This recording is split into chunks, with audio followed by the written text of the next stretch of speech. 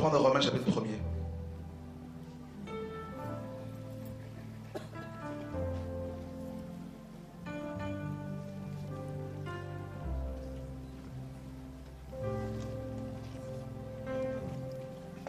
Le verset 18.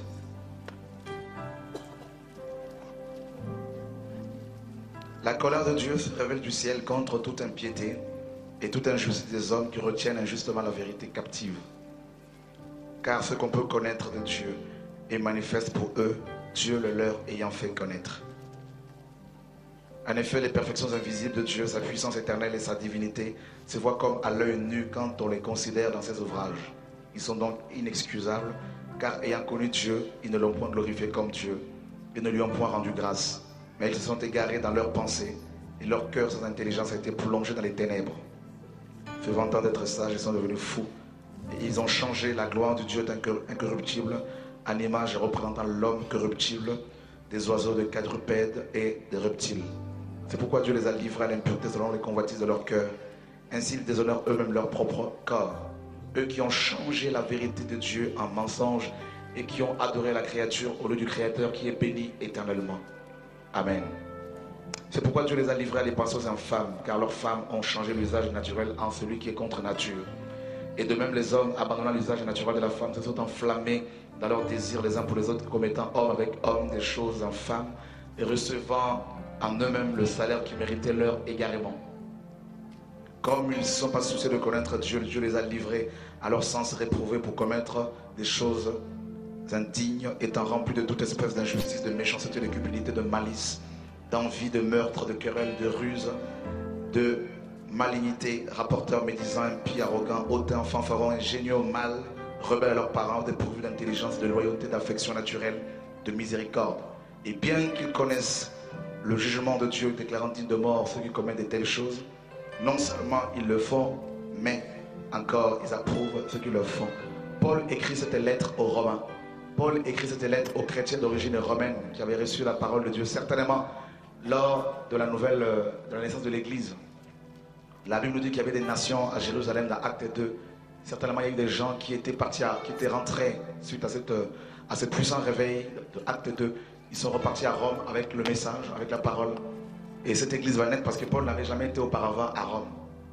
Et puis, bizarrement, Rome va être justement le premier vase qui va enfermer la vérité. Et mes amis, on en a parlé, le pasteur Douglas en a parlé un peu ce matin. Les différents types de vases. J'en parle justement dans le livre qui vient de sortir, La captivité de l'évangile. Et vous pouvez vous en procurer. Ceux qui n'ont vraiment pas les moyens, on peut leur en offrir. Et parce que le Seigneur m'a mis cela à cœur. Un frère qui venu me voir pour me dire qu'il faut le faire également. Et lorsque le dernier apôtre qui était Jean va mourir, il va y avoir un vide qui va se créer entre justement les apôtres et les chrétiens. Un vide parce qu'il n'y avait plus de ministère apostolique, des personnes qui étaient là pour pouvoir veiller sur la saine doctrine. Il va y avoir des hommes, effectivement, on en a parlé tout à l'heure, il a parlé de Ignace d'Antioche, des hommes qui étaient des sophistes, des débatteurs experts grecs, qui utilisaient la rhétorique, l'art du discours en 3 points. Ils vont adhérer, pour la plupart, il y en a qui vont se convertir, mais beaucoup vont adhérer au christianisme. Ils vont devenir des théologiens, ils vont utiliser la théologie et également la philosophie grecque pour pouvoir défendre la parole de Dieu. Alors, quand Jean va mourir, il va y avoir vraiment un vide dans les assemblées à cette époque, dans les églises primitives. Et ce vide va également permettre à ce que des hérétiques tels que Arius, qui était un des évêques de l'époque, qui va commencer à enseigner des hérésies. Il va y avoir une grande discussion entre justement Arius et puis un évêque du nom d'Athanase, qui lui combattait justement les hérésies d'Arius. Et puis ce conflit entre ces deux hommes va interpeller en fait Constantin, qui va les convoquer en 325. Et il va convoquer en même temps une grande réunion écuménique, la toute première réunion écuménique en 325, pour justement taire la discussion qu'il y avait entre Athanase et Arius.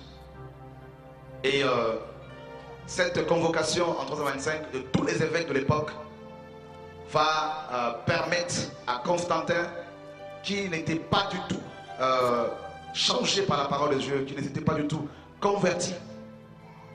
Et Constantin va, en tant qu'empereur romain, il va s'autoproclamer la tête officielle de l'Église. Et il va commencer à gérer ce conflit entre les évêques. Le problème de l'Église a été déplacé. Ils sont passés du problème du domaine spirituel à un domaine purement matériel, physique, politique. Et ce qu'il faut comprendre, c'est que cette Église est née sous l'Empire romain, l'Église biblique. Et puis, bien avant même la date de 325 après Jésus-Christ, il y a eu plusieurs, à la mort de l'apôtre Jean, bien avant même l'apôtre Jean, avant qu'il ne meure, il y a eu déjà beaucoup de faux prophètes qui commençaient à se lever, tels que Diotrephe. Jean en parle. Déjà, il a eu à lutter contre Diotrephe, qui s'était accaparé de l'église, d'une des églises primitives. Il y a eu d'autres ministères, d'autres faux prophètes comme Philette, qui commençaient à enseigner des choses qui n'avaient rien avec la parole. Paul a combattu ces hommes, a combattu leur doctrine. Et quand ces apôtres sont morts, il y a eu des pères de l'église qui sont venus. Ignace d'Antioche qui a vécu, on a déjà vu cela, entre 35 et 107 après Jésus-Christ. Il a commencé à écrire des livres, plusieurs livres. Ignace d'Antioche commençait à élever dans chaque église un seul ancien au-dessus des autres évêques. Alors que dans la Bible, les églises étaient dirigées par des équipes d'anciens. Suivez très bien l'enseignement. Et un seul évêque devait gérer maintenant chaque église locale. Ignace d'Antioche est mort dans les années 107 après Jésus-Christ. Et il a connu l'apôtre Jean, il a connu certains apôtres. Mais il a préféré, lui, par contre, écrire des livres qui n'avaient rien à voir avec la sainte doctrine. Et Ignace d'Antioche a dit clairement que là où il y a l'évêque, c'est là où il y a l'église. Alors que Jésus-Christ a dit que là où 2 ou 3 sont réunis à mon nom, je suis là. Et puis, après Ignace d'Antioche, il y a eu Clément de Rome qui lui était pour la suprématie de l'évêque de Rome. Il est mort dans les années 100 après Jésus-Christ. Clément de Rome, il a écrit également beaucoup de livres. Et puis par la suite, il y a eu Tertullien qui a vécu entre 150 et 230 après Jésus-Christ.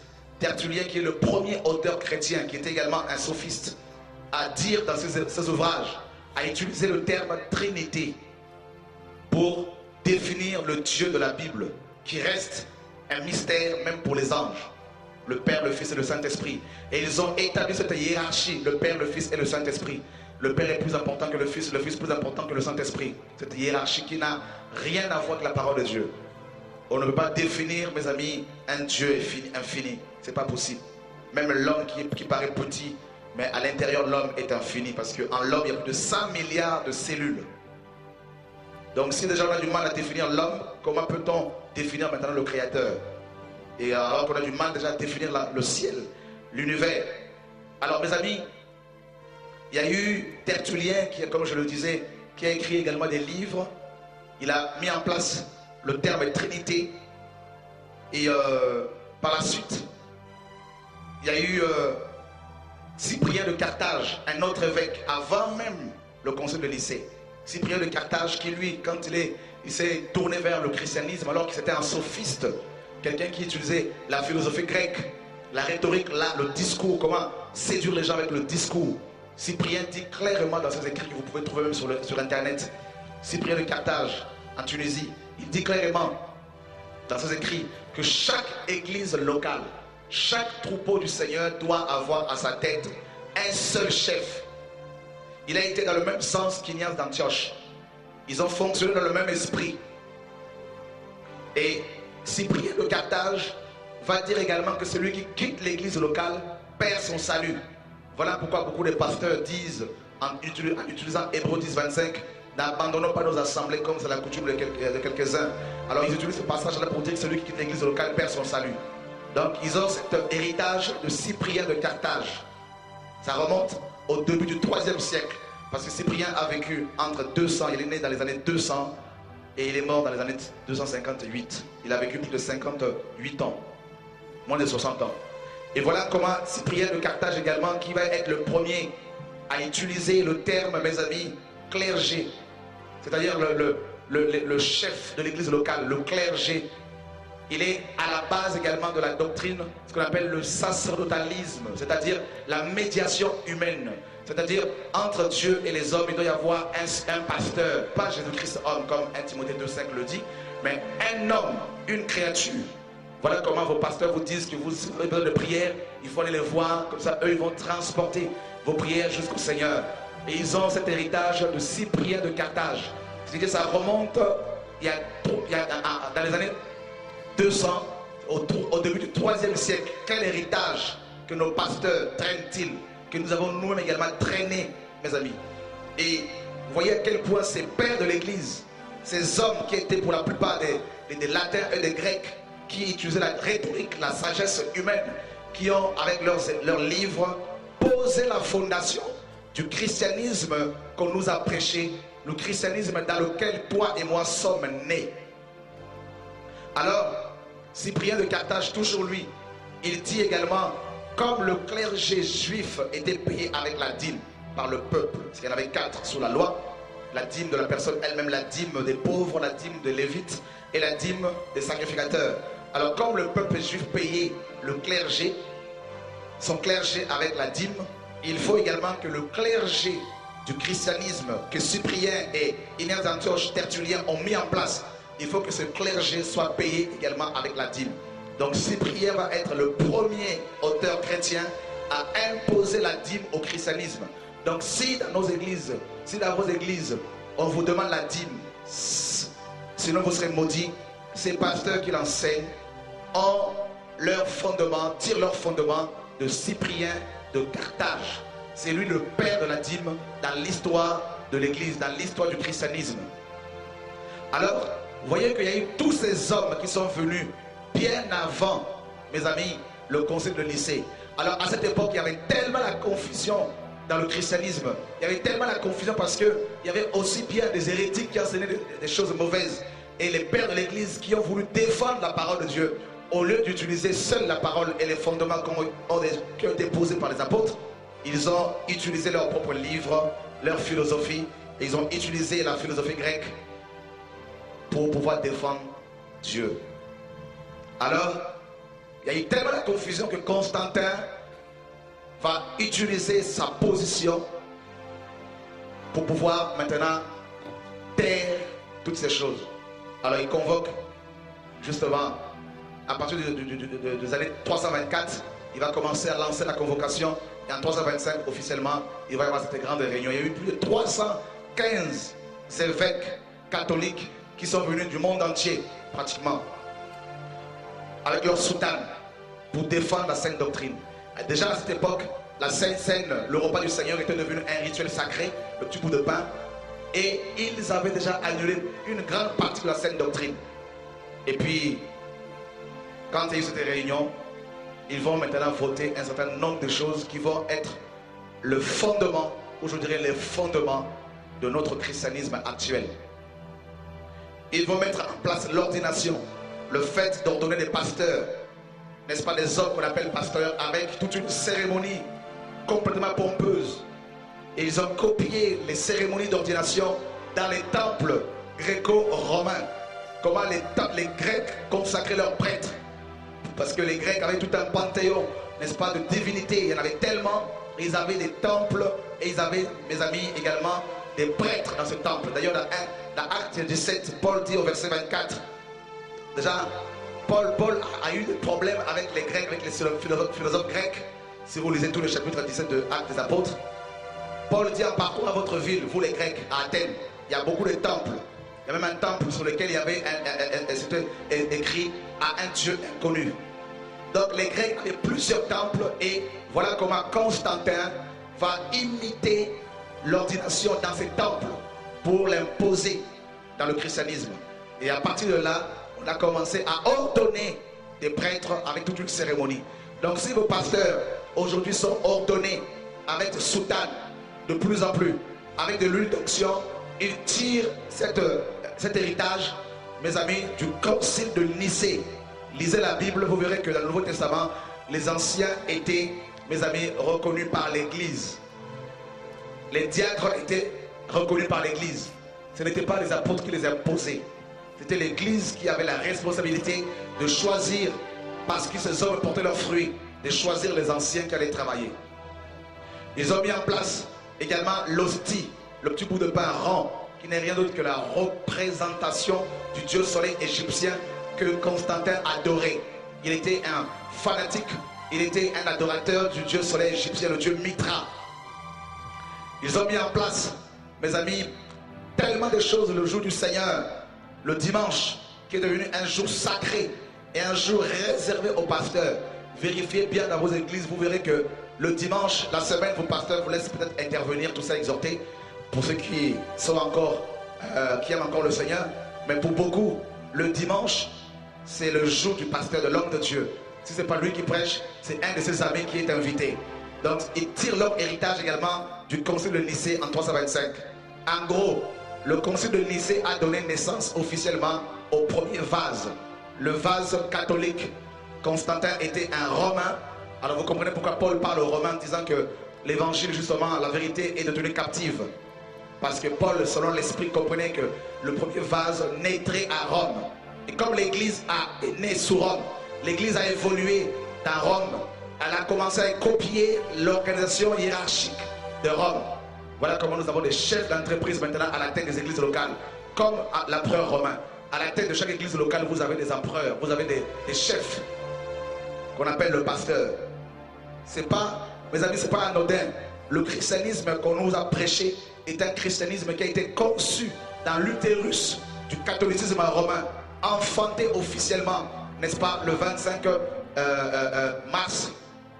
Le 25 mars en 325, lors du concile de Nicée. Jésus, dans Luc chapitre 8, à partir du verset 16, il a dit ceci, une parabole. On ne peut allumer une lampe et la mettre, n'est-ce pas, dans un vase. Or, dans cette parabole, la lampe représente la parole de Dieu, l'évangile. Psaume 119, 105. Et puis, le vase représente des hommes. Dans 2 Timothée 2, à partir du verset 20, Paul dit que dans une grande maison, il n'y a pas que des vases de terre, d'argent. Il y en a qui sont des vases d'argent, d'autres d'or. Donc le vase représente l'homme. Et le tout premier vase, c'est Constantin, justement, qui a donné officiellement naissance au catholicisme romain. Je vais vous dire une chose, frères et sœurs, que vous le vouliez ou pas, nous sommes tous pratiquement sortis du catholicisme romain. Tous. Parce que de la naissance de l'Église jusqu'aux années 385, la Bible, mes amis, n'était pas telle que nous la connaissons aujourd'hui. C'est-à-dire les livres compilés tels que nous les connaissons. Est-ce que vous me suivez? Amen. Ok. On peut continuer? C'est bon pour tout le monde? À partir de 385, le pape Damas demande à Jérôme, un grand érudit de la parole, de traduire la Bible qui était à cette époque. Il n'y avait que les écritures, n'est-ce pas, de Genèse à Malachie. Et dans les années 40, c'est vrai qu'il y a quelqu'un, Marcion, il a rassemblé les quelques livres de Paul dans les années 140 après Jésus-Christ. Mais Jérôme, à partir des années 385, il a commencé à rassembler les livres de Genèse à Malachie et également le Nouveau Testament en un seul livre. Et il va mettre plus de 23 ans pour traduire toute la Bible en latin. Et il va finir cette Bible-là en 405 après Jésus-Christ. Cette Bible, on l'appelle la Vulgate, la version commune. Et cette Bible était une exclusivité du premier vase, c'est-à-dire de l'Église catholique romaine. Tous ceux qui avaient des portions des Écritures étaient brûlés vifs, en parlant des chrétiens. Brûlés vifs, complètement. Et mes amis, cette Bible-là est restée une exclusivité catholique. Posez-moi la question, pendant combien de temps? De la naissance du premier vase en 325 jusqu'au 16e siècle, ça fait combien de temps à votre avis? Combien de siècles? Du 4e siècle au 16e siècle. Combien de siècles? Qui sont ceux qui disent 12? Ok. Pendant près de 1200 ans. Dis à ton voisin 1200 ans. Pendant près de 1200 ans, la vérité était cachée où? Dans le premier vase, qui est le catholicisme romain. Vous comprenez? Tout ce qui avait la Bible avec eux était brûlé vif. On les exécutait, on les lapidait. Et comme on nous l'a dit ce matin, les empereurs romains, la plupart d'entre eux, ont persécuté l'Église.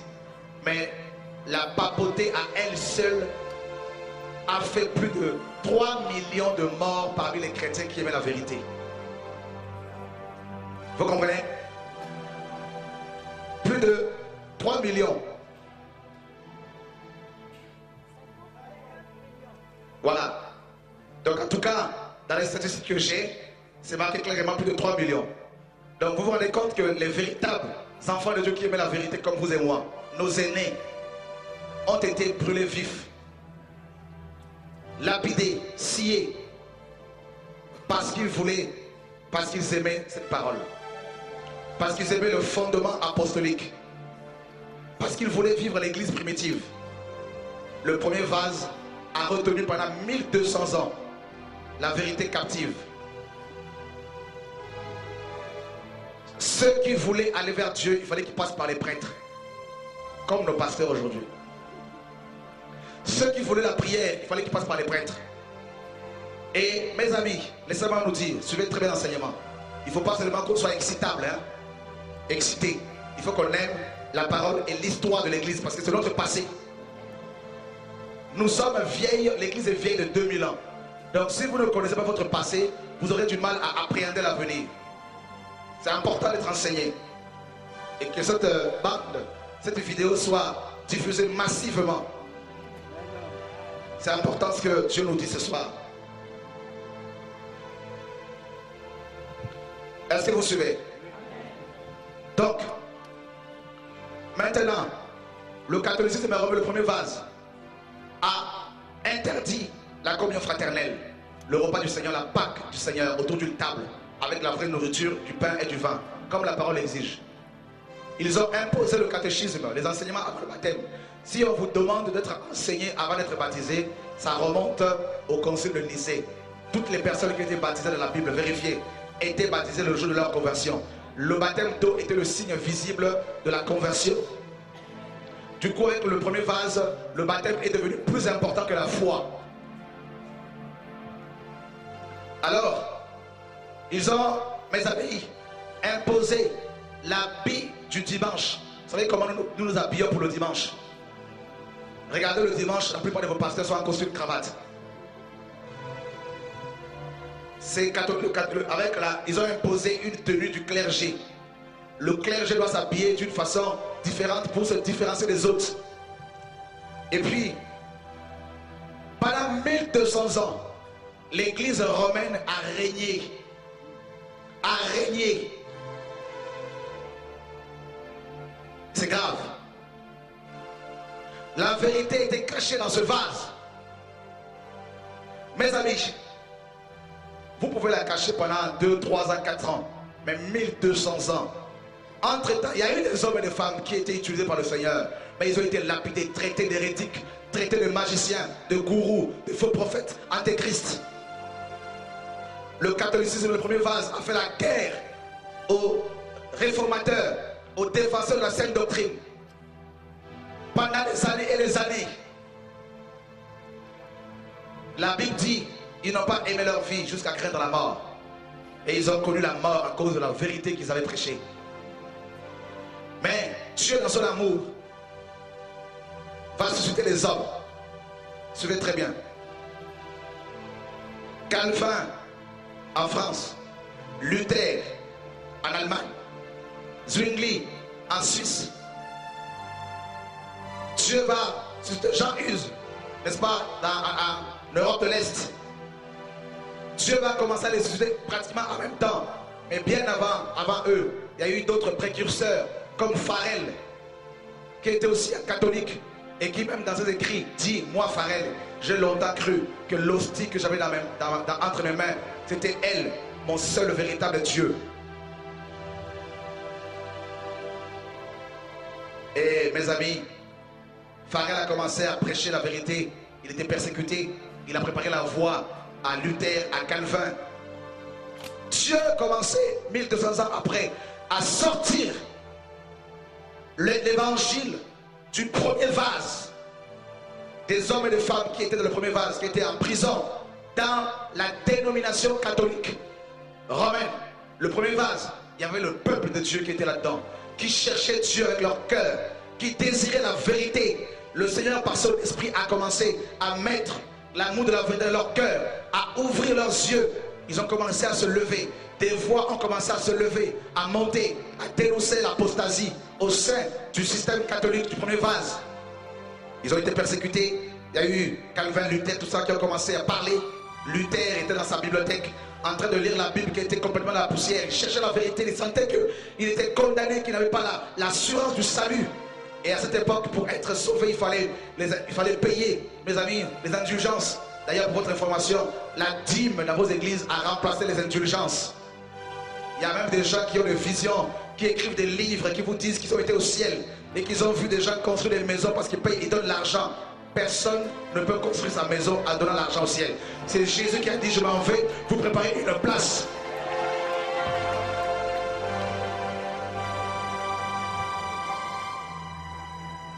Est-ce que tu me suis? Vous avez des livres comme Le paradis est si réel, un livre complètement qui sort de l'enfer et dédicacé, mes amis, préfacé par Yogi Cho. Cette femme qui vous dit ceux qui ne payent pas la dîme n'iraient pas au ciel. C'est un mensonge, mes amis. Ils ont changé la vérité de Dieu en mensonge. Je vais prendre mon temps, on va tout dénoncer bien comme il faut et vous aurez toutes les informations au nom de Jésus de Nazareth.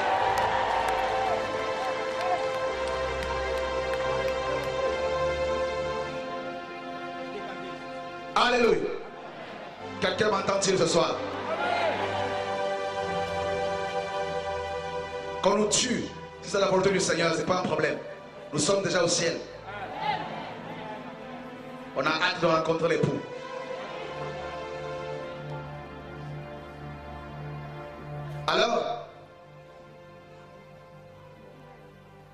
Alors, Luther qui n'avait pratiquement jamais lu la Bible, qui sentait au fond de son cœur cette angoisse que s'il mourait, malgré sa tunique, malgré sa robe, malgré, mes amis, sa toge, il irait au ciel, non, en enfer plutôt. Et Luther a commencé, l'esprit a commencé à travailler son cœur. Un jour, il rentre dans sa bibliothèque, il tombe sur une Bible complètement poussiéreuse. Il va l'ouvrir comme ça, tout à fait par inadvertance, d'après lui, mais c'était conduit par l'esprit. Il tombe sur Romains 1,17. Le juste vivra par la foi. Et ce n'est pas par les œuvres. Et parce qu'il se flagellait pour pouvoir obtenir le pardon de ses péchés. Et là, il a eu une illumination. Un éclairage, photis en grec. Rendre évident la révélation. La parole était devenue une évidence évidente pour lui. Alléluia. Il a été éclairé et il a commencé, mes amis, à proclamer le salut par la foi. Pendant 5 ans, Luther a essayé de convaincre ses amis catholiques. Il a rencontré d'autres prêtres que lui pour leur dire, écoutez, nous sommes dans le faux, nous sommes sur une fausse route, revenons à Dieu. Voilà ce que Dieu m'a révélé. On ne peut pas imposer les indulgences au peuple. Le pape n'est pas le représentant officiel du Seigneur sur la terre. C'est une hérésie. Il a commencé à dénoncer ouvertement le système, à dénoncer tel Élie, Jean-Baptiste, tel Jérémie, tel Ésaïe. Il a commencé à dénoncer tel Paul, frère. Il a été persécuté pendant 5 ans. Alors,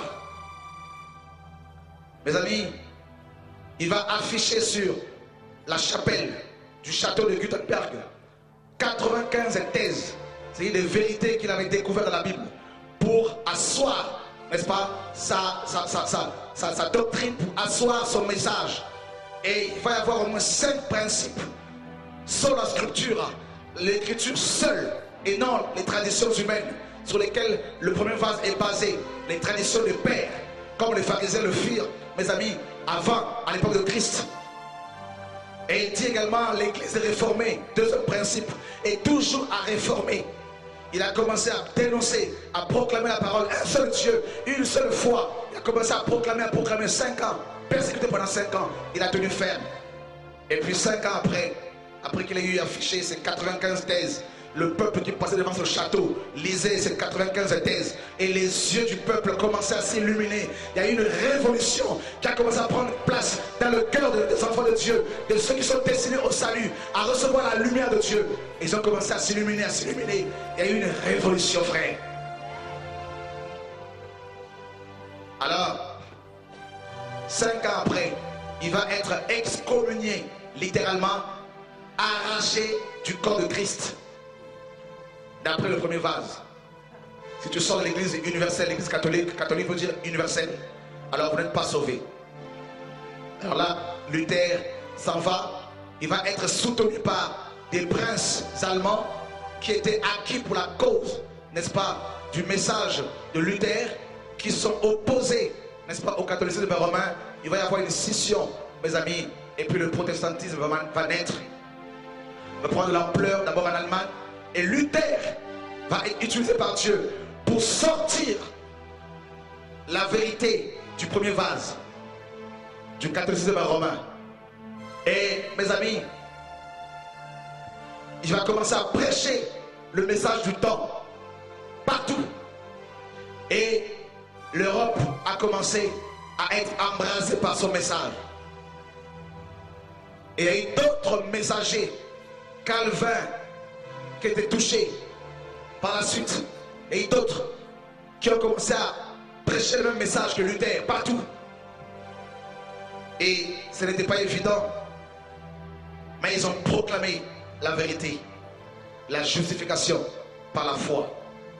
Et ils ont défendu le sacerdoce universel, que tous les chrétiens ont accès à Dieu, pas seulement les prêtres, pas seulement le pape, tous sans exception sont tous prêtres et rois. C'était la base de leur message. Ils ont prêché pendant longtemps, frère. Ils ont tenu bon. Alléluia. Et Luther, mes amis, c'était un guerrier. Il a poussé le catholicisme romain à organiser une réunion, une confrontation. Et le catholicisme romain a réagi en 1551. Pendant près de 10 ans après, ils ont réagi en mettant en place le Concile de Trente pour contrer la réforme protestante. Et malheureusement, ils ont encore rajouté d'autres choses, le catholicisme romain bien sûr, dans l'esprit du peuple de Dieu. Ils ont mis en place, mes amis, les 7 sacrements. Et parmi ces sacrements, vous avez la bénédiction nuptiale. Voilà pourquoi vos pasteurs bénissent vos mariages. On l'a fait dans le passé. Le mariage n'est pas une fête religieuse, mes amis.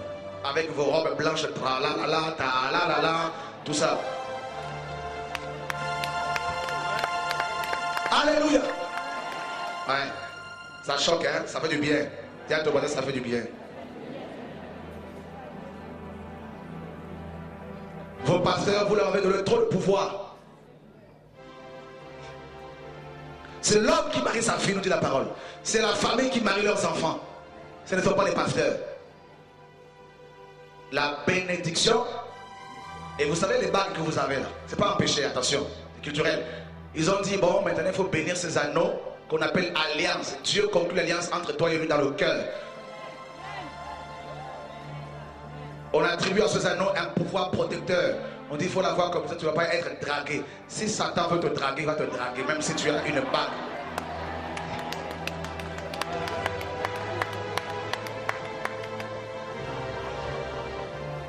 Où sont les religieux ici? Il n'y en a pas. Alléluia. Le paroxysme du mariage religieux, c'est lorsque le pasteur prend les anneaux et il va les enfiler dans les doigts des 2 futurs conjoints. Et il va demander à ce que ces anneaux soient remplis d'onction pour pouvoir leur procurer une protection contre le sexe. Pose la question à ton voisin, d'où vient-il? D'où ça vient? Ça vient des Grecs. Les Grecs bénissaient leurs anneaux. Et je dirais maintenant, ça vient encore, mes amis, de Exode 32, le veau d'or.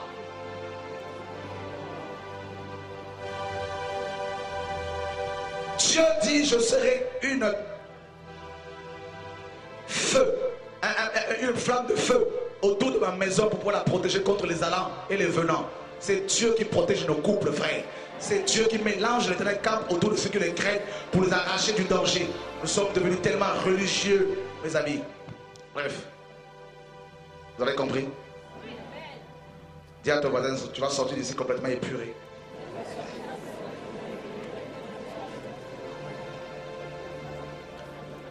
Tu ne pourras plus t'asseoir dans ton assemblée comme si rien n'était.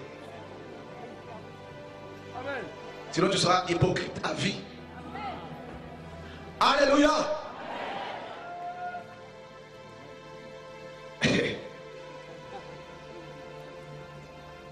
Chérie, tu as vu cette église, comment elle est belle? Dis à ton voisin, premier vase. Chérie, nous allons balayer l'église. Nous allons peindre l'église. Dis à ton voisin, premier vase. Dis-lui encore, c'est toi l'église. Ok, vous avez compris, merci Seigneur. Alors, les princes protestants soutiennent Calvin, soutiennent Luther. Et il va y avoir scission. Luther va quitter le catholicisme romain. Je vais vous dire une chose. On ne peut pas réformer, changer un système religieux. On en sort. Mon peuple sautait du milieu d'elle. Apocalypse 18, 4 et 2 Corinthiens 6. Sortez du milieu 2 Corinthiens 6, 17. Dieu a donné un coup de pied à Luther, expulsé, excommunié. Il s'est retrouvé seul, hors système. Sortons pour aller vers lui, hors du camp. Luther a été sorti. Vous comprenez pourquoi vous aussi, là, Dieu vous sort. Oh, j'aime trop mon pasteur. Bam!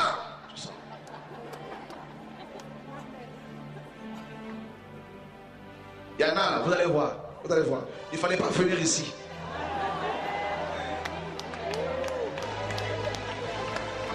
Aujourd'hui, on a du temps. Dis à ton voisin, nous avons du temps.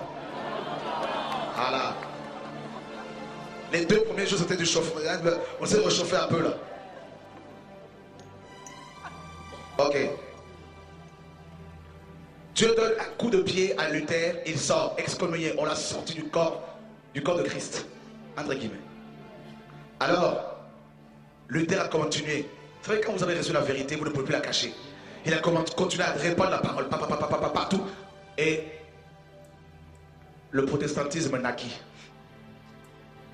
Mais vous savez, je vais vous dire une chose. Vous ne pouvez pas sortir d'un système qui existe à cette époque déjà, depuis 1200 ans, depuis plus de 800 ans, sans être, mes amis, pollué. Donc Luther, bien qu'il prêchait la vérité, mais il était quand même contaminé par le catholicisme romain, Luther, Calvin, tout ça.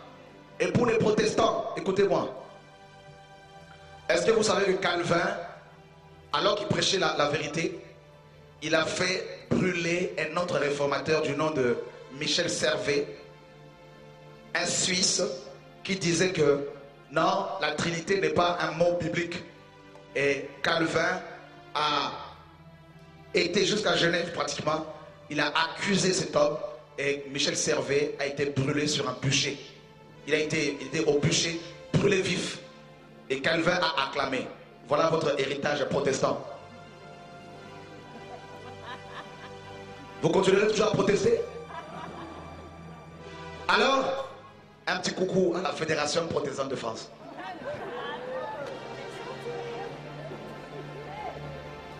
Alléluia! Dis à ton voisin, sa tête est mise à prix. Alors, est-ce que vous savez que Calvin et Luther, bien qu'ils prêchaient la parole, est-ce que vous savez qu'ils disaient, selon Exode 18, où il est dit carrément, tu ne laisseras pas vivant la sorcière, il faut la tuer, il faut la faire brûler. Est-ce que vous savez que les deux disaient clairement qu'il fallait brûler toutes les sorcières? qu'il fallait également détruire toutes les synagogues, parce que pour votre information, ils étaient antisémites. Voilà. On ne peut prêcher la vérité tout en étant raciste. Voilà votre héritage protestant. Alors, continuez toujours à protester. Restez dans ce deuxième vase. Parce que le deuxième vase, dans lequel une grande partie de la vérité est cachée, c'est le vase protestant. Alléluia. Ok. J'étais aussi protestant. J'ai protesté pendant aussi des années. Je ne savais pas pourquoi je protestais. Alors, qu'est-ce que les protestants ont caché comme vérité dans leur vase? Eh bien, écoutez, quand Calvin et Luther sont venus, ils ont prêché en théorie. Tous les enfants de Dieu sont égaux. Ils sont tous prêtres. Mais en pratique, ils n'ont pas exécuté leurs paroles. Parce que Calvin et Luther ont dit quoi? Ils ont dit que le culte protestant ne doit pas se faire sans la prédication du pasteur. D'abord, comme ils n'aimaient pas le terme pasteur, ils l'ont changé en prêtre. Non, prêtre, ils l'ont changé en pasteur. Donc, le pasteur protestant n'est rien d'autre qu'un prêtre catholique un tout petit peu rafistolé. Vous rigolez, non? Même le pasteur évangélique, même le pasteur des églises de réveil ou indépendantes, on va le voir. Dis à ton voisin, on arrive. Et je crois que beaucoup de pasteurs, en sortant d'ici, ils vont laisser leur ministère.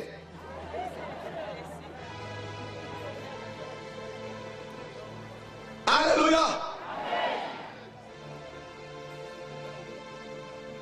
Ok, on peut continuer. Alors ils ont dit que le culte protestant ne peut se faire sans le sermon. Ils vont inventer le sermon. Suivez très bien s'il vous plaît. Vous avez la vérité, non? Alors, ils ont dit, comme nous-mêmes nous étions des prêtres et qu'on n'aime pas cela, alors changeons ce terme-là en pasteur.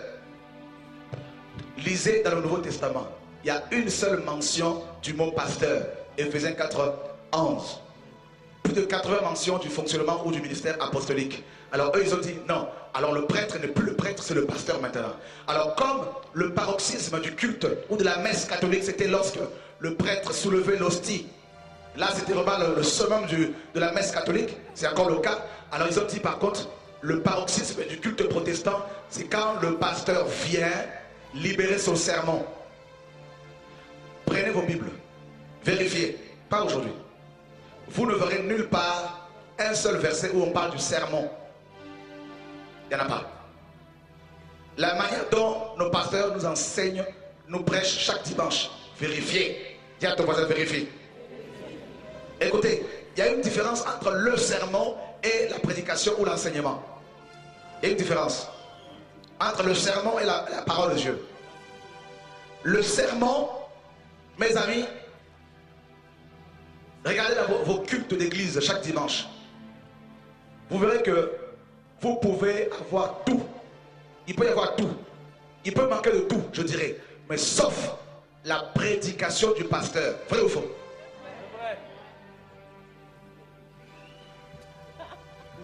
Vous avez vu, hein? Ok. Dis à ton voisin, c'est un héritage protestant. Alors, regardez, écoutez bien. Je sais qu'il y a des gens ici qui sont pasteurs. Il y en a qui sont de Dieu, d'autres ne le sont pas. Dieu me le dit. Mais je voudrais dire à ceux qui dirigent le peuple de Dieu alors que Dieu ne les a pas appelés. En sortant d'ici, là, vos ministères là, sont fermés.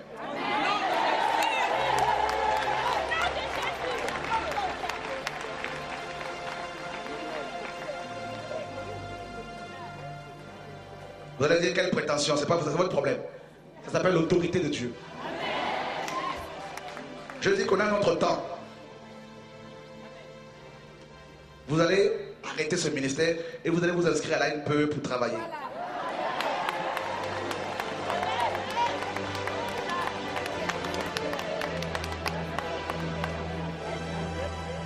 Ok. Le sermon. Et ils ont dit que le culte protestant ne peut avoir lieu sans le sermon. Alors pour qu'il y ait le sermon, il faut qu'il y ait un sermonneur. Ça, c'est mon mot à moi. Je veux dire, le pasteur bien formaté. Alors, pour que le pasteur qui va sermonner les gens soit formaté, il faut des écoles théologiques. Donc, ils ont mis en place, ils ont suivi le catholicisme romain. C'est-à-dire, ils ont mis en place des écoles théologiques. Ce sont les protestants, là, au XVIe siècle. Et vous savez que les pasteurs protestants, à l'époque, étaient plus instruits, mieux instruits que les prêtres catholiques, parce que la plupart de ces pasteurs étaient issus des familles nobles. D'accord? Et la théologie, telle qu'on la présente actuellement, a pour fondement, a pour père la théologie moderne. Mes amis, posez-moi la question, qui? Thomas d'Aquin, un archevêque catholique.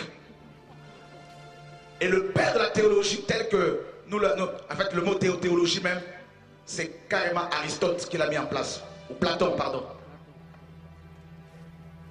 Et vous savez, non, Socrate, c'est Platon, c'est Aristote qui va la développer. Et maintenant, le pasteur protestant sort, on l'envoie dans une école théologique. On va le formater, dis à ton voisin, formater. Une disquette, si vous voulez mettre des informations dessus, vous faites quoi? Vous la rendrez disponible à recevoir les informations. On prend un homme, on dit tu veux faire quoi? Pasteur, ok, tu n'as pas d'appel, c'est pas grave, viens. On t'envoie dans une école théologique. 2 ans, 3 ans, 4 ans. On te formate. On t'apprend la rhétorique, l'art de parler, l'homilétique, c'est-à-dire le discours. L'art du discours. Comment parler, l'homélie, le discours. On t'apprend, on te dit, si tu parles devant les gens, il faut faire tel geste, la gestuelle. Il faut t'habiller d'une telle manière. Il faut parler comme ci, comme ça. On te formate. Il n'y a pas d'esprit. Et puis on te dit, voilà, il y a un bâtiment là-bas qu'on appelle l'église. Tu as un salaire, on t'affecte là-bas. Et puis voilà, le pasteur vient. Lui, son rôle, comme il est professionnel. Vous êtes les laïcs. C'est-à-dire les séparés. Une classe, les chrétiens de deuxième ordre. De seconde classe. Le pasteur, c'est le clergé. Protestant, bien sûr. Il vient. Le week-end, avant le dimanche, dès vendredi, il se met à part. Il va prendre une feuille. Vous voyez, le sermon, il y a toujours une feuille. Hein? Il prend une feuille.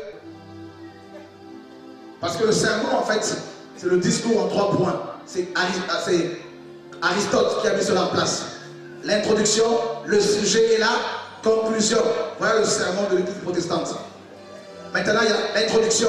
On introduit. On te dit, voilà comment tu vas introduire les gens. C'est comme l'entrée, quoi.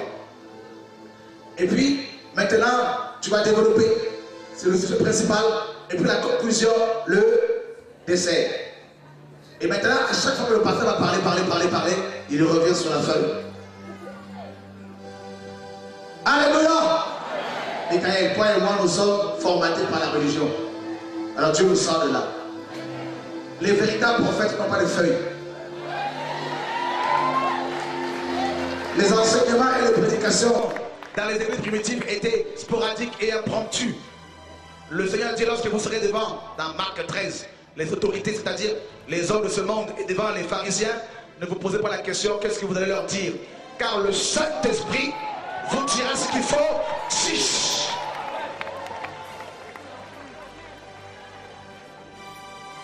S'il y a du vent, la feuille s'envole, le message s'en va. Quand ça ne vient pas du cœur, ça vient de là-haut. Voilà pourquoi les véritables prophètes qui ont été sermonnés, formatés, Dieu demande à ce qu'ils soient déformatés, qu'ils soient, mes amis, formés selon la parole et qu'ils soient connectés à l'esprit pour recevoir des messages prophétiques devant. Alléluia. Des messages qui libèrent le peuple. Maintenant, on continue. Le sermon, vous me direz, mais oui, mes frères, le sermon de mon pasteur, en quoi cela me nuit-il? Mes amis, écoutez bien. Ça fait 10 ans que tu fréquentes une église locale. 10 ans où tu as été sermonné. Dis-moi, ça a produit quoi en toi? Écoutez. Depuis que ton pasteur te prêche, fais le bilan. Quel est, mes amis, comment est ta vie par rapport à la parole de Dieu? Est-ce que tu es un disciple ou est-ce que tu es un fanatique? Ah, vous savez même plus, hein? Parce que... Le sermon, Luther et Calvin, mes amis, ont fait de l'église, en fait, une station de prédication. C'est-à-dire, vous venez chaque dimanche comme des bouteilles vides. Dieu a envoyé des bouteilles vides. Et ton pasteur a le devoir, parce que tu le payes, de te remplir. Voilà comment lui il va chercher son sermon. Alors que dans la Bible, lorsqu'il y avait des réunions d'église, chaque chrétien rempli de l'esprit pouvait se lever et lire un verset et le partager. Ça s'appelle la communion. Même dans nos assemblées que nous avons établies, beaucoup de mes collaborateurs pasteurs sont encore pollués par l'esprit du protestant. Ils ont du mal à quitter ce système. Même vous, le peuple. Quand on vous dit, quelqu'un a dit un mot à dire, il n'y a rien à dire souvent. Ou d'autres, quand ils prennent la parole, ils ne veulent plus lâcher le micro. Bon, il faut les comprendre parce qu'ils ont déjà été, tellement étouffés.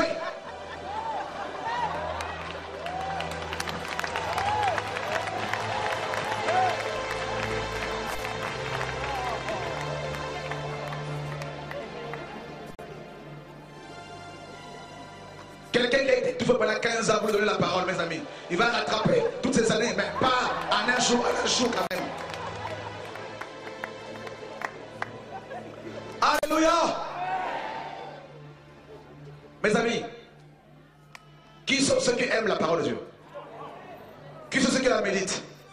Bon, dites-moi, toutes les fois que vous la lisez, vous recevez des choses, non? Mais pourquoi faire? Si c'est pour partager lors des réunions d'église.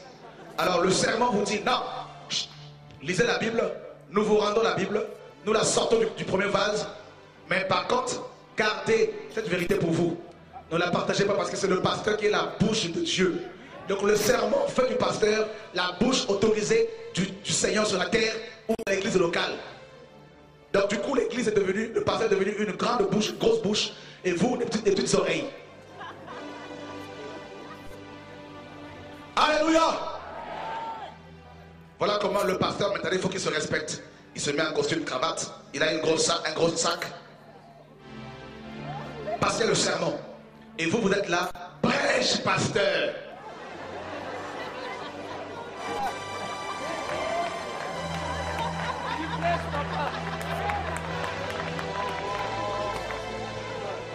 Alléluia!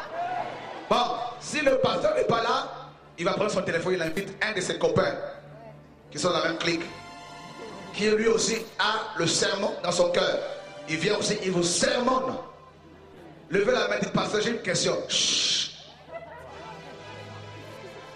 Mais par contre, ils vous ont muselé, le protestantisme, avec le sermon, et ils vous ont délié au niveau des mains pour pouvoir les rentrer dans vos poches et amener l'argent.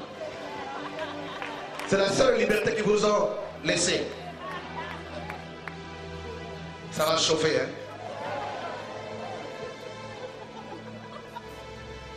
Alléluia!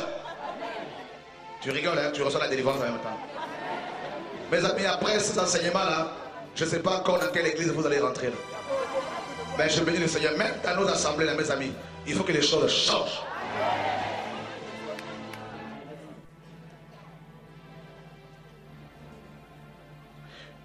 Donc, le protestantisme vous a enlevé la liberté à la parole. Ils ont caché, en fait, le fait de laisser libre les saints, leur donner la liberté de pouvoir s'exprimer. Et on a confié le sermon au pasteur. Le sermon ne change pas nos vies. C'est pas parce que ton pasteur va regarder sur une feuille, il va venir te parler que tu vas changer. Et souvent, le sermon, on nous raconte des histoires. J'ai fait plusieurs voyages.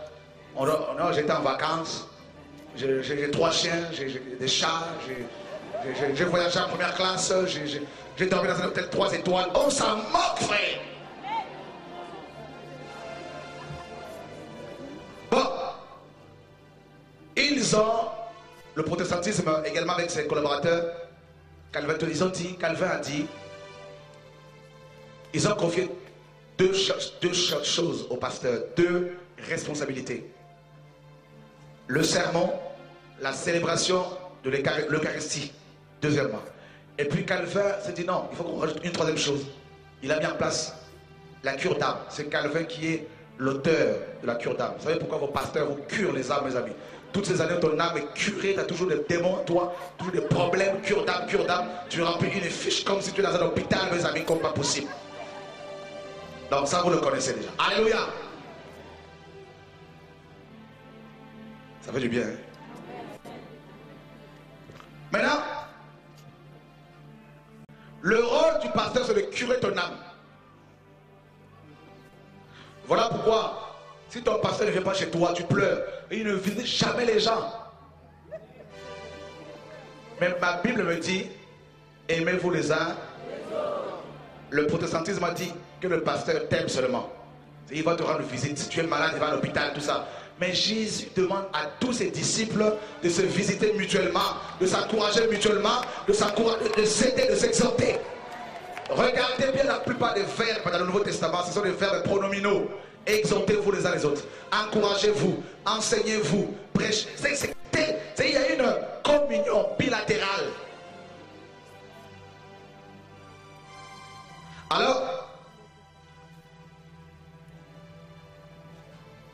par la suite, Calvin dit que les prophètes, les apôtres n'existent plus. Les dons de l'esprit n'existent plus. C'est parti avec les apôtres, avec le dernier apôtre Jean. Voilà comment les protestants. Chez les protestants, il n'y a pas de prophètes, il n'y a pas d'apôtres. Alors que ces deux ministères, nous dit Ephésiens 2:20, sont des ministères de fondement. L'église est édifiée sur le fondement des apôtres et des prophètes. Jésus-Christ étant la pierre angulaire. Ça veut dire que ce ne sont pas les apôtres et les prophètes qui sont des fondements. C'est leurs enseignements qu'ils ont donnés, qui sont dans la parole, dans la Bible, qui constituent le fondement de l'église. Et les apôtres modernes, les prophètes modernes, ramènent le peuple sur ce fondement-là. Vous enlevez ces deux fonctions principales, mes amis, l'église s'écroule. Et le protestantisme a enlevé ces deux ministères. Par la suite, mes amis, pendant quelques années, Calvin va mourir, Luther va mourir, leurs collaborateurs qui n'avaient pas également une bonne vision ont continué le mouvement tant bien que mal. Mais malheureusement, le deuxième vase va naître. Et par la suite, le troisième vase, le puritanisme. C'est-à-dire, il y a eu des hommes qui commençaient à en avoir assez du fonctionnement protestant, qui, en lisant la Bible, se rendaient compte que, mais non, même si Calvin, Luther étaient sortis du catholicisme romain, mais il y a quand même beaucoup d'éclairage qu'ils n'avaient pas reçu. Qu'ils ont enseigné aussi des choses qui n'avaient rien à voir avec la parole. Alors il fallait commencer à examiner les Écritures, à revenir à la parole. Et ces hommes et ces femmes ont été combattus. Les puritains, mes amis, c'était les calvinistes anglais. C'est en Angleterre que ces hommes ont commencé à être éclairés. Ils ont commencé à prêcher maintenant la sanctification, que quand on est chrétien, on doit craindre Dieu, on doit marcher à la vérité de la sanctification. Ils ont été combattus comme pas possible. Et ces hommes ont été puissamment utilisés par le Seigneur. Et ce mouvement va donner naissance, mes amis, au mouvement des églises évangéliques. Au XVIIIe siècle, il y a eu des hommes comme John Wesley qui commençaient à prêcher la sanctification dehors. Ils sont sortis dans les rues. Ils ont commencé à prêcher le retour à la parole, la vérité véritable. Ils ont commencé à dénoncer le protestantisme, le catholicisme. Ils ont commencé à dénoncer les deux premiers vases comme pas possible. Mes amis, ils ont été combattus. Et parmi ces hommes, beaucoup sont allés aux États-Unis. Et ils ont donné naissance aux États-Unis d'Amérique. Ils ont été persécutés comme pas possible. Mais quand même, beaucoup de protestants étaient éclairés. Et, mes amis, quand ces hommes sont morts, leurs disciples, malheureusement, ont créé le méthodisme. Déjà, quand John Wesley était en vie, les gens l'appelaient, ils disaient non, mais il a beaucoup de méthodes, donc c'est un méthodiste. Et le méthodisme naquit les églises évangéliques. Et c'est le troisième vase qui va naître. Regardez vos églises évangéliques pour la plupart. Mes amis, ça veut dire quoi, église évangélique? Évangélique veut dire tout simplement biblique. Mais vous verrez que les églises évangéliques, je ne parle pas des hommes, je parle du système. Du troisième vase. Église évangélique, mouvement évangélique, l'évangélisme. Regardez bien, mes amis, comment ils sont attachés à la brique. Est-ce qu'on le voit dehors en train d'évangéliser? Dans les rues, frères et sœurs, ils sont attachés aux briques, attachés, mes amis, au système, attachés au dimanche comme dans le jour du Seigneur. C'est faux. Ils n'ont qu'un nom, le nom évangélique. C'est que frères et sœurs. Et malheureusement, Wesley qui avait l'onction, qui avait le feu, ses disciples, mes amis, se sont paganisés. Et ils ont mis en place, ils ont engendré le troisième vase. Regardez, vous allez dans la rue, vous allez voir des bâtiments avec des crucifix, avec des croix dessus. D'ailleurs, la croix que vous avez là, avec machin, tout ça, c'est pas ça la croix biblique. Le crucifix, tout ça, c'est pas ça. Hein? Ça, c'est catholique, le premier vase.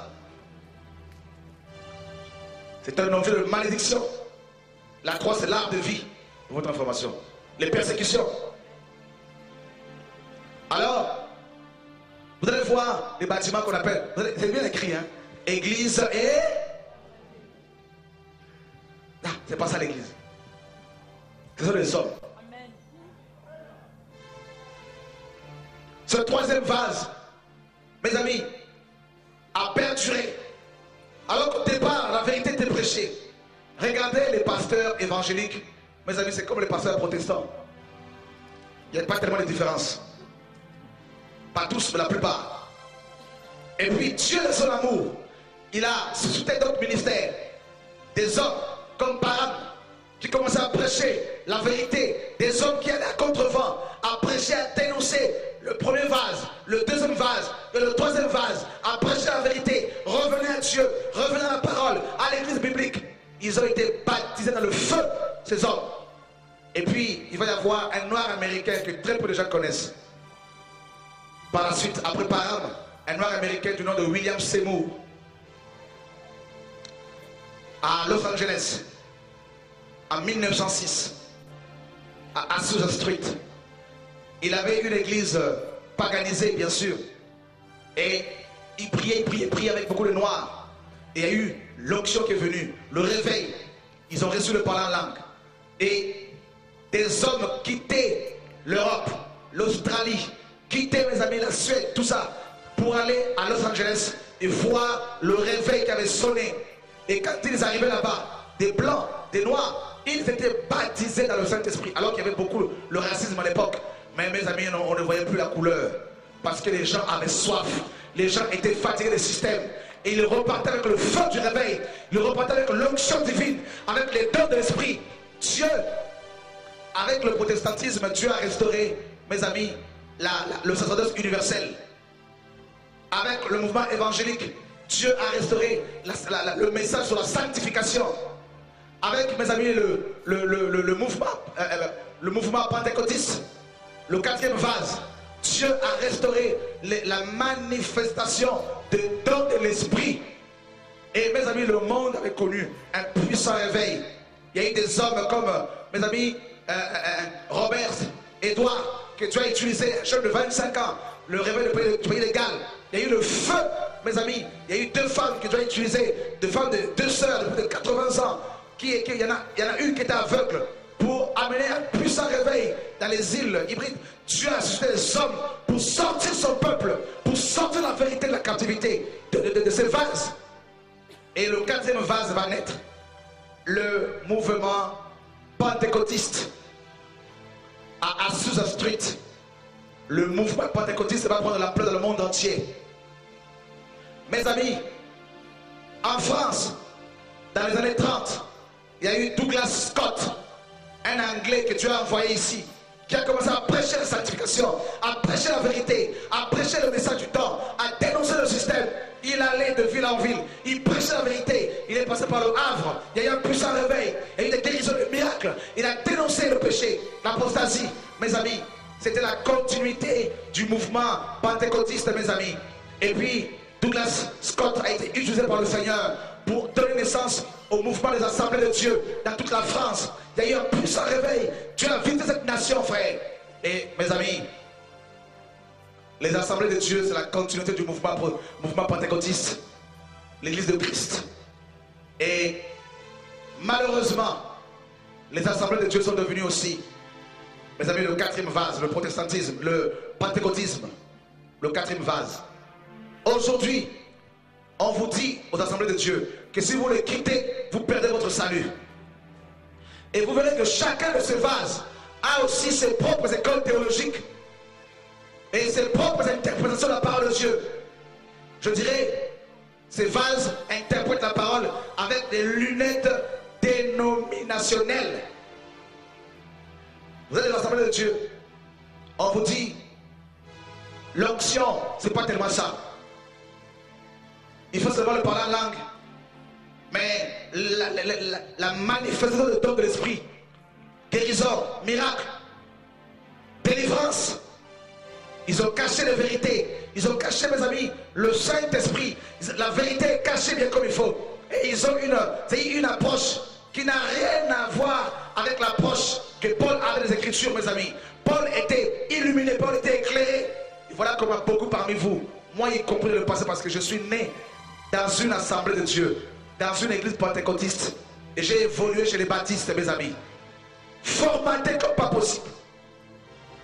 Voilà comment vous avez des frissons quand vous voyez Dieu se manifester des fois. On se dit, c'est pas possible. Est-ce que ce n'est pas du vaudou tout ça? Est-ce que ce n'est pas la magie? Est-ce que ce n'est pas parce que ça ne cadre pas avec quoi? Avec la parole ou avec ton approche de la Bible? Avec la parole ou avec ta dénomination? Ah oui, mais tu comprends, moi, mon pasteur m'a dit, ton pasteur est le Saint-Esprit ou quoi?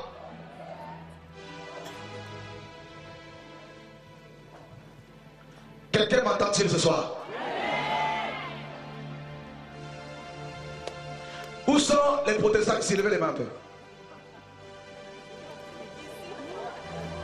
Ok, merci Seigneur. C'est pas pour vous condamner, attention. Les évangéliques. Merci. Les pentecôtistes. Assemblée de Dieu. Ok.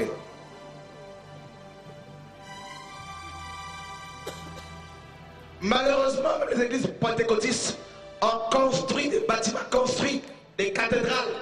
Et ce sont souvent des maires qui viennent les inaugurer. Avec un ruban, attention, des ciseaux, toi, dédicaces. Des pasteurs à Kinshasa. Mes amis, c'est grave. Tiens, tout voilà, c'est grave. Dans les années 30 aux États-Unis, Dieu suscite des hommes pour prêcher la vérité. Comme Branham dans ses débuts, avant qu'il ne dévie. Comme Catherine Kuhlman, Oral Roberts, dans ses débuts, pour prêcher la vérité et sortir l'évangile du quatrième vase, le pentecôtisme. Mais beaucoup ont dévié. Que Dieu me garde. Si ça doit m'arriver, que Dieu me tue. Que Dieu nous tue, n'est-ce pas? Qu'on aille au ciel. Ça peut vous choquer, mais je préfère être sauvé qu'aller en enfer, mes amis. Alors, posez-moi la question, c'est quoi le cinquième vase? Non, posez-le comme il faut. Réponds, les églises de réveil. Les églises indépendantes. Je me rappelle, dans les années 86, je faisais partie de l'église d'abord pentecôtiste et puis baptiste. J'étais fier. Et puis, il y a eu un réveil dans les années 80. Beaucoup de pasteurs, beaucoup de chrétiens, comme à l'époque, qui étaient frustrés dans ces dénominations, commençaient à sortir. Je me rappelle très bien. La semaine, on allait dans les groupes de maison, qu'on appelait les groupes de prière. Et les dirigeants, vous savez comment on les appelait? De ce groupe de prière. Les bergers. Ils ne voulaient pas être appelés pasteurs, parce que pour nous, à l'époque, être pasteur, il fallait passer par une école théologique. Il fallait avoir une soutane ou un costume cravate. Alors, mais malheureusement, la semaine, on était des groupes de prière, mais le dimanche, on allait dans les églises traditionnelles. Et par la suite, on a été totalement exclus. Je me rappelle, j'étais encore petit, on avait eu des problèmes avec les diacres de l'église baptiste où j'étais. Parce que la plupart étaient des soulards, des sorciers. Et ils ne voulaient pas du réveil. On nous a excommuniés. Et on a commencé à prier, même les dimanches, dans ce groupe de prière. C'était le mouvement des églises de réveil. Ça a touché l'Afrique. Ça a touché également l'Europe. Dans les années 80, ici en France, Dieu a envoyé un Congolais, il faut le reconnaître, du nom de Mathieu Kayeye, que le Seigneur a utilisé pour amener un puissant réveil ici à Paris. C'était les églises de réveil. Il y avait le feu. Dieu a suscité notre ministère. Comme Kakou Souverain, frère, les églises de réveil. Il y avait le réveil, frère. Des guérisons, des délivrances, des miracles. C'était très puissant. La manifestation de l'esprit était palpable. Le surnaturel. C'était des hommes. Il n'y avait pas de dénomination. Mes amis, malheureusement, ces églises de réveil qui ont commencé à prier en Afrique, je me rappelle, frère, à ciel ouvert. Malheureusement, elles ont commencé petit à petit, comme il y avait du monde. Je me rappelle encore, les oiseaux chantaient. On avait l'interprétation de leurs chants. Dieu nous parlait, frère. Je me rappelle encore, on avait des visitations, des colombes. Une fois on priait, une colombe est descendue du ciel sur le toit. C'était une colombe visible, frère. Il y avait une telle gloire de Dieu. Le réveil était là. On était petits. Tout un quartier où on habitait, toute une ville était secouée. On disait, ces enfants ont amené, c'était de la magie. Nos pasteurs traditionnels, on s'est aperçu qu'ils étaient des sorciers, des magiciens, des impuniques, des adultères. On a commencé à les dénoncer. On allait dans les bus, dans les hôpitaux, dans les rues, prêcher la vérité. On n'avait aucune dénomination. On n'avait, mes amis, aucune doctrine préétablie. C'était le Saint-Esprit. Et on prêchait Jésus, le retour du Seigneur. On avait l'impression que Christ serait de retour, là. Et là, ces églises qui ont commencé à prendre de l'ampleur, ces groupes de maisons, et les pasteurs, c'est-à-dire les bergers, ont commencé, vous savez, quand le réveil vient, vous faire attention, ils ont commencé à se comporter comme les pasteurs traditionnels. On a commencé à leur dire non, il faut faire attention parce que vos entreprises vont, n'est-ce pas, comme ça prend de l'ampleur, on va prendre vos places par vos collaborateurs, faites attention.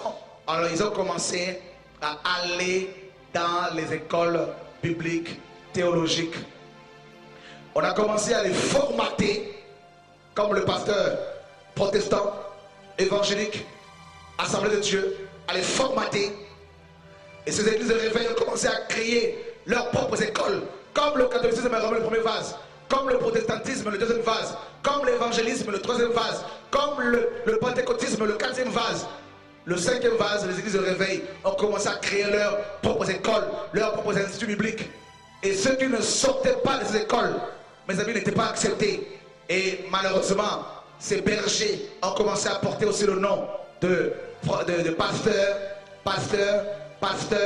et un pastoral qui n'a rien avec la Bible. Une fonction pastorale qui n'a aucun fondement biblique. Le pasteur qui devient maintenant le MC de l'église locale, le président de l'église locale, avec sa secrétaire avec ses soins à côté, mes amis, le chef d'entreprise. Il gère à la fois la chorale, il gère à la fois les finances, il gère à la fois le protocole. Le pasteur est omniprésent et par son omniprésence, il écrase les autres. Alléluia. Le pasteur, il joue de la guitare, il joue de la batterie, il joue du santé, il prêche, il prend les offrandes, il a son bureau, son fauteuil, il a mes amis, dis à ton voisin, mon ami. Ça passe ou ça casse? Dis à ton voisin, on va tout démonter. Dis-lui, on va enlever tous les boulons. Voilà. Vous inquiétez pas, je dis toujours tout. Nous disons tout haut ce que beaucoup de gens disent tout bas. Alors, les pasteurs des églises de réveil ont commencé aussi à créer leur propre pastoral. Le corps pastoral. Dis à ton voisin, il y a un seul corps. C'est ce que ma Bible me dit. Éphésiens 4 nous dit qu'il y a un seul. 1 Corinthiens 12, il y a un seul. Ok. Alors, le corps pastoral. Vous allez voir le corps pastoral des églises de réveil. Mes amis, ils ont des collègues cléricales. Le corbeau. Église de réveil, où es-tu? Ils ont le costume cravate, l'habit de l'homme de Dieu. Ils appellent ça l'excellence. Vous ne le verrez jamais en jean basket. Alors, comme la pastorale de Mulhouse, des réunions qui sont interdites au peuple, Jésus nous a introduits dans le lieu très saint. Eux, ils nous ont sortis du lieu très saint pour nous mettre dans le parvis. Alors, ils ont créé leur pastoral. Ce sont les réunions des pasteurs. Ils décident pour vous. Ils décident, ils viennent, ils imposent. Obéissez à vos conducteurs. Romains 13. Obéissez. Soyez soumis aux autorités. Ça n'a rien à voir avec les pasteurs, ce passage-là. Ça a à voir avec les autorités politiques. Alléluia. Et puis, mes amis, ils ont créé leur propre fédération. Regardez, nous étions tous dedans. Dis à ton voisin, même Shoah était dedans.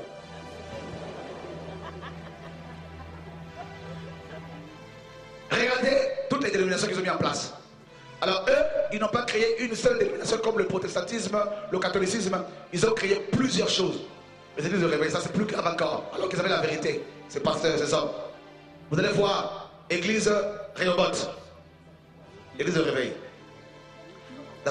Au coin de 200 mètres après, l'église de Rehoboth, vous allez voir l'église sang précieux.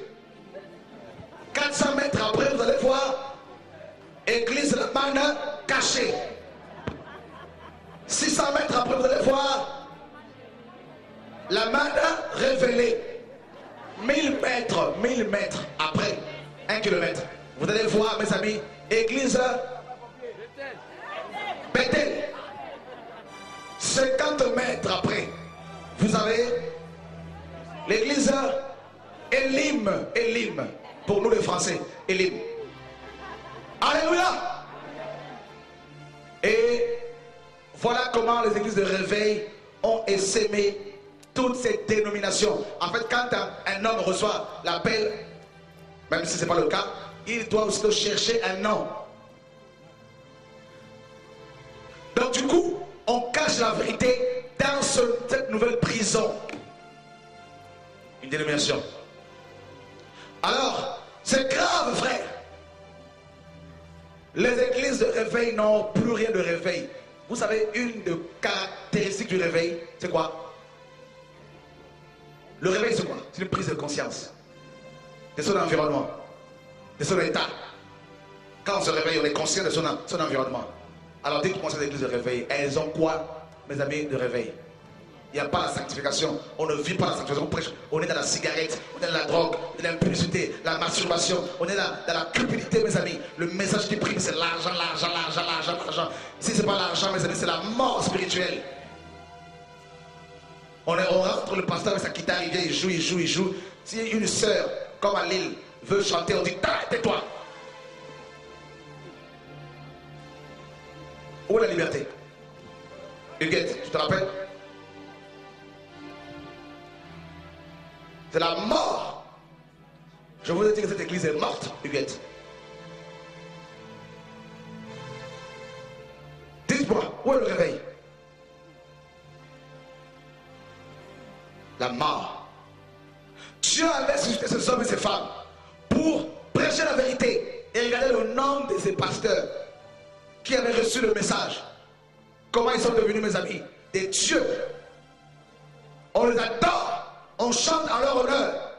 Il y en a un à Kinshasa qui vient de dédicacer son bâtiment, sa cathédrale en marbre. Attention, la toiture à elle seule a coûté 200 000 $. Commandé en Afrique du Sud. Et payé par, mes amis, les esclaves que vous êtes. Comme les Hébreux, sous Pharaon, construisez des magasins pour lui. Et bien vous construisez des tombeaux pour lesquels on va vous enfermer.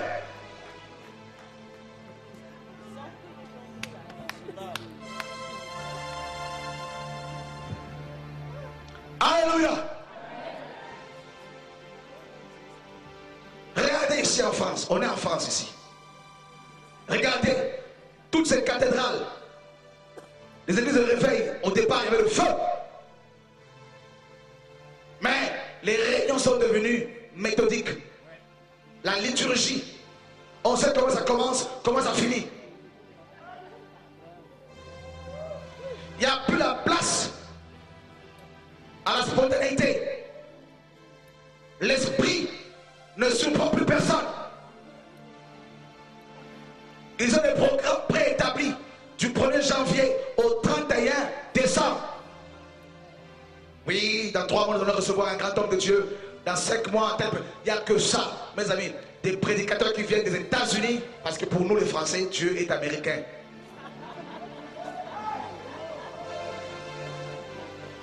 Pas tous, heureusement. Alors les Africains n'en parlent même pas. Quand ça parle anglais, là c'est la tremblote. God bless you. Oh là là là là là.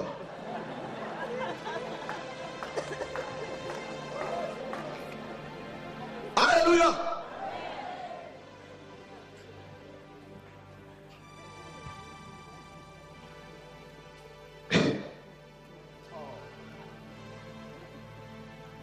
C'est bon, hein?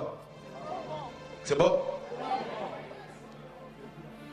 On dit, tu pries où? Ah, moi, je prie dans une église de réveil. Tu es réveillé? Mensonge, c'est toi. Tu es réveillé?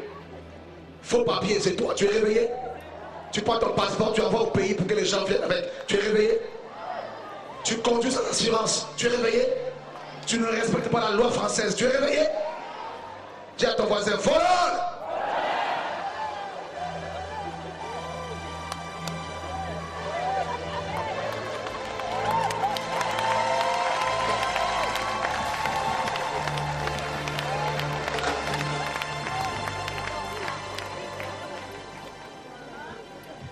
On est fiers.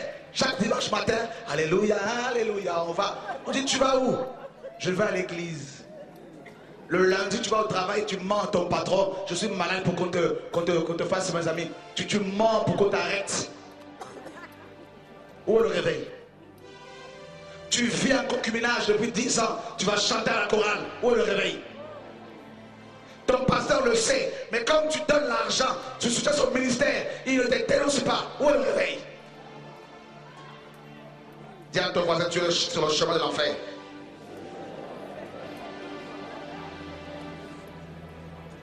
Le tout premier réveil dont parle la Bible, c'est dans Genèse 35. C'est avec Jacob. Dieu dit à Jacob, ôtez les dieux étrangers qui sont dans ta maison. Ôte ça. Est-ce que dans ces églises de réveil, est-ce qu'on a ôté les dieux étrangers? Le tout premier Dieu que vous devez ôter, c'est maman, c'est l'argent.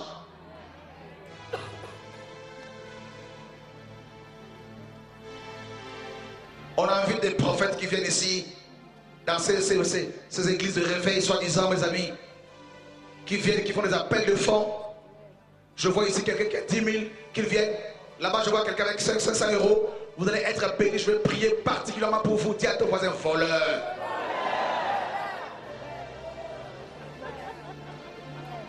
Oh, le réveil. Ces églises sont devenues des monarchies. L'homme, sa femme, les enfants, les cousins, les tantes, les nièces. Si le pasteur meurt, c'est le fils qui va hériter. Toi, tu n'as même pas. Tu peux avoir toutes sortes de prétentions, toutes sortes de visions, de projets, mais jamais tu vas accéder au trône. Parce que c'est le père en fils.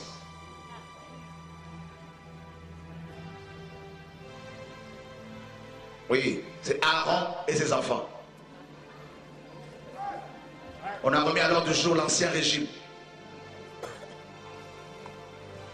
Ah oui, on va aller doucement, hein? Vous inquiétez pas, c'est le dernier jour.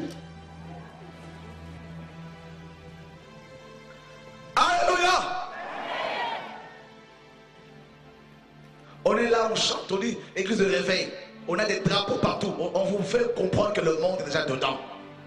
Drapeau la Chine, drapeau de ceci, drapeau de cela. Drapeau, on a mis des fleurs, on a mis des choses, tout ça. On dit c'est pareil, ça paraît beau, mes amis, tout ça. Et on chante. Et il y a des femmes qui dansent devant avec des foulards, des drapeaux. Ça danse, machin, tout ça, c'est bien, tout ça. On dit on est réveillé. Mais quand on finit la réunion, on sort dehors. Chacun, il y en a qui allument leur cigarette. Parce que j'ai la dépression, la cigarette me calme, la nicotine me calme un tout petit peu. autres, mes amis, ah mon Dieu, que Dieu nous aide. Je suis convaincu que vous allez partir dans tout Paris et mettre le feu partout, dans toute l'Europe après ces enseignements. Vous serez éclairés maintenant au nom de Jésus. Alors, où est le réveil? On chante, on crie, on chante, on adore, on chante, on chante, on chante, on chante, on chante. On dit on a une belle chorale, on chante, on chante, on chante, on chante. Les gens qui jouent au piano, les gens qui prennent le micro, ils sont les publicités dans le mensonge. Le pasteur, il ne voit plus rien.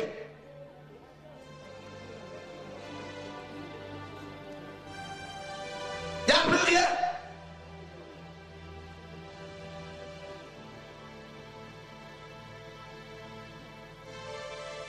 Et les églises de réveil, c'est le 5e vase. Et on est actuellement en plein dedans.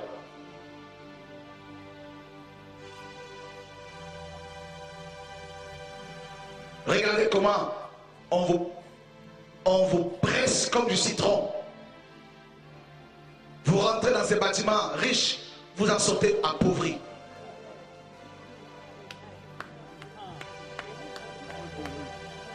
Vous rentrez avec vos entreprises, vous serez là complètement appauvris. Tout à l'heure, quelqu'un me disait, une sœur, c'était hier ou ce matin, je ne sais plus, qu'il y a un monsieur qui est là, qui veut la délivrance. Il a fait plusieurs assemblées parce que c'est un homme riche. Il a acheté des Mercedes à des pasteurs, des églises de réveil. Il demandait la délivrance, mais personne n'a pu le délivrer. Je veux le voir à la fin. On va prier pour lui gratuitement.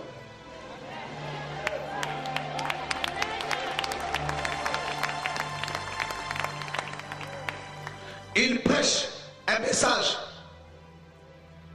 qui ne profite qu'à eux. La prospérité, regardez. Mais vous ne comprenez pas qu'ils vous disent les choses indirectement. Qu'il faut être prospère, il faut être je suis champion, il faut être ceci, il faut être influent, il faut être... Ils vous excitent. Comme ça, vous allez amener l'argent. Et c'est eux qui prennent cet argent-là. Ils achètent des villas. Et ils disent, dans Frère Chorin est dans un appartement, dans une cité, il y a l'onction de la pauvreté qui vous appauvrit. Regardez-moi, c'est ces voleurs. C'est Pierre du temple. C'est vendeur de pigeons.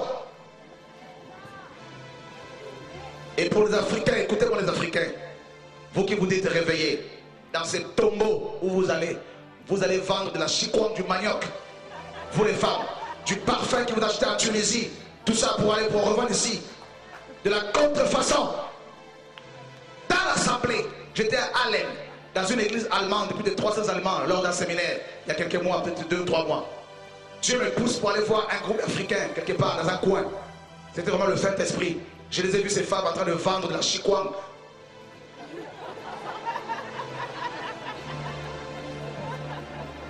C'est ce que vous aimez. S'il y a autant de voleurs parmi ces pasteurs, c'est parce que vous êtes leurs clients. Paul dit dans 2 Timothée 4, à verset 3, il dit, sache que dans les derniers jours, n'est-ce pas, il va y avoir des gens ils donneront une foule de docteurs qui enseigneront des fables, qui vont détourner l'oreille de la vérité. Et les gens auront la démangeaison d'entendre les choses agréables. Et c'est le cas. Les églises de réveil, écoutez bien. Qui sont ceux qui ont été spoliés, dépouillés dans ces tombeaux blanchis? Levez les mains. N'ayez pas honte. Vous voyez? On vous dit, payez la dîme. Sinon vous serez foudroyés. Dites-moi, parmi les chrétiens là, est-ce qu'il y a vraiment des riches? Honnêtement. Est-ce qu'il y a vraiment des riches? Les plus riches, c'est qui? Les païens. Est-ce qu'ils payent leur dîme? Est-ce qu'ils craignent Dieu? Mais ils sont plus riches que vous. Vous ne comprenez pas. Ce n'est pas la dîme qui va t'enrichir. Parce que tu as Jésus, tu es déjà riche.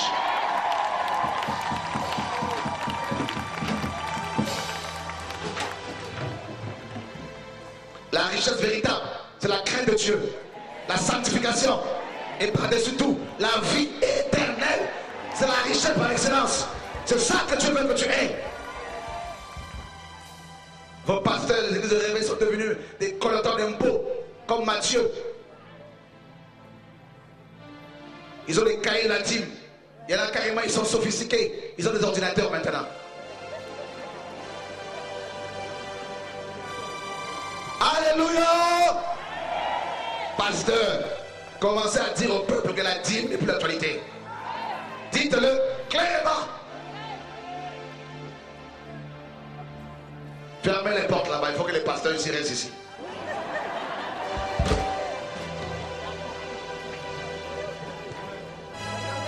Alléluia!